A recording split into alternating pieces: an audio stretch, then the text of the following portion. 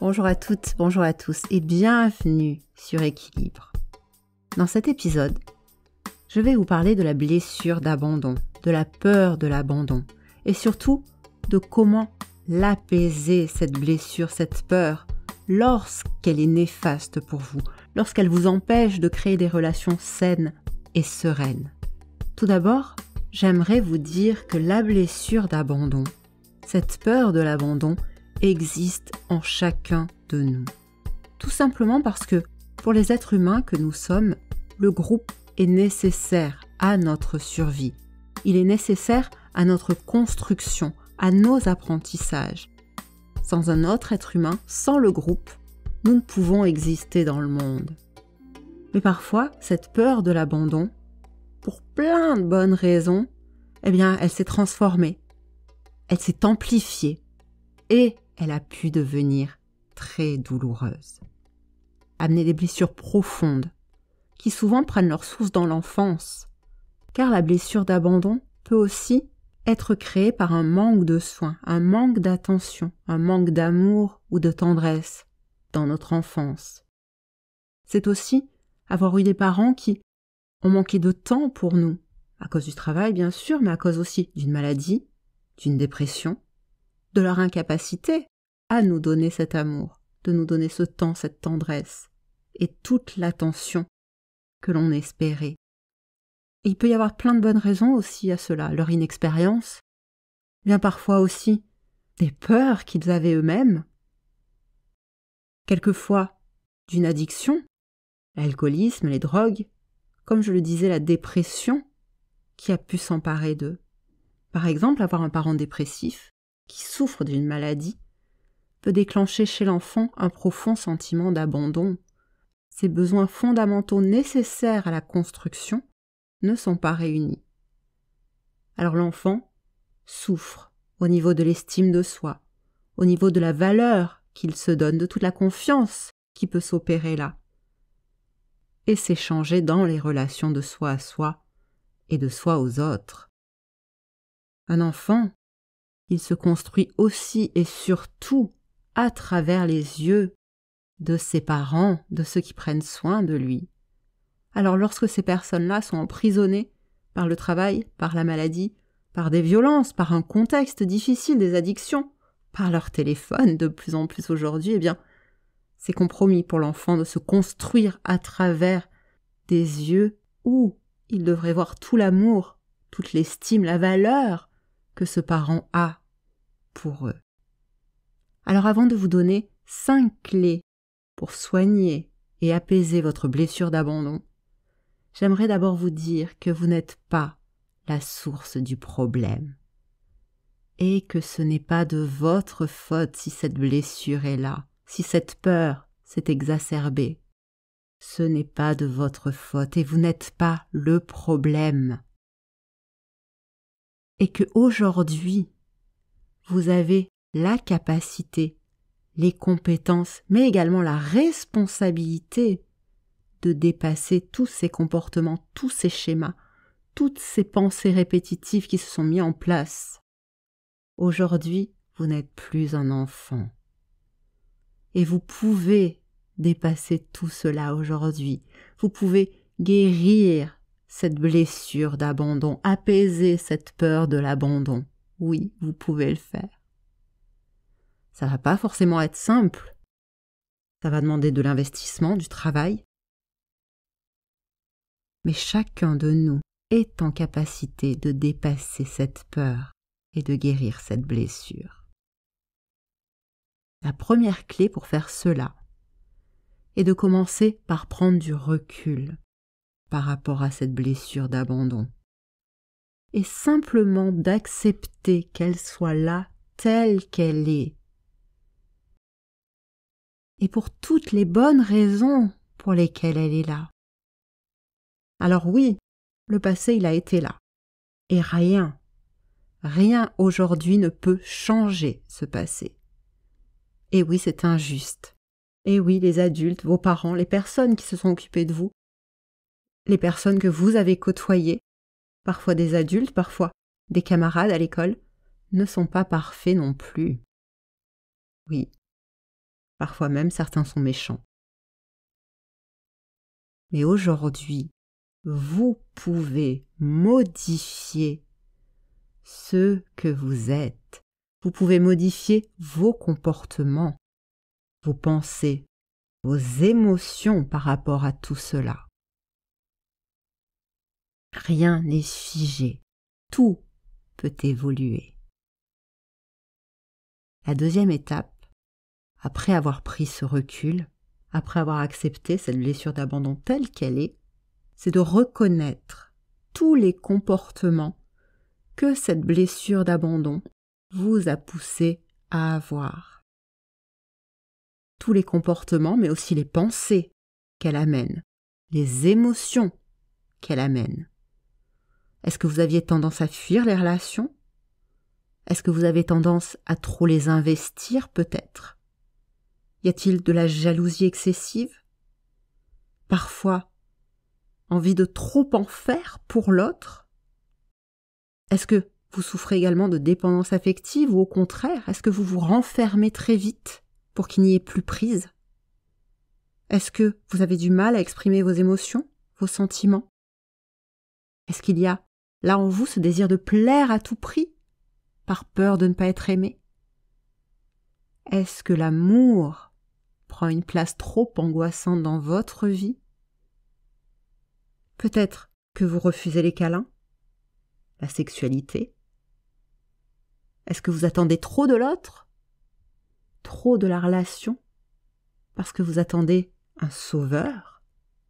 Car ça aussi, ça n'existe pas. Vous seul avez la responsabilité et les capacités pour vous sauver. L'autre peut vous accompagner, peut être là pour vous, mais c'est tout ce qu'il peut faire, car c'est à vous de faire ce travail, vous aujourd'hui et vous seul. Vous n'êtes plus un enfant. Ce qui nous amène au point numéro 3. C'est en faisant, c'est en construisant que vous allez chaque jour amplifier, faire grandir cette estime de soi, la rendre plus saine, plus belle, plus dense. Et chaque jour, par cette estime de soi que vous allez construire, vous apprendrez à être votre propre socle de sécurité. Vous prendrez conscience de votre valeur en développant peu à peu une saine autonomie affective et émotionnelle. Et oui, ça semble logique, si on est persuadé d'être faible, si on est persuadé d'être dépendant, on ne peut que souffrir de cette peur de l'abandon. C'est lié.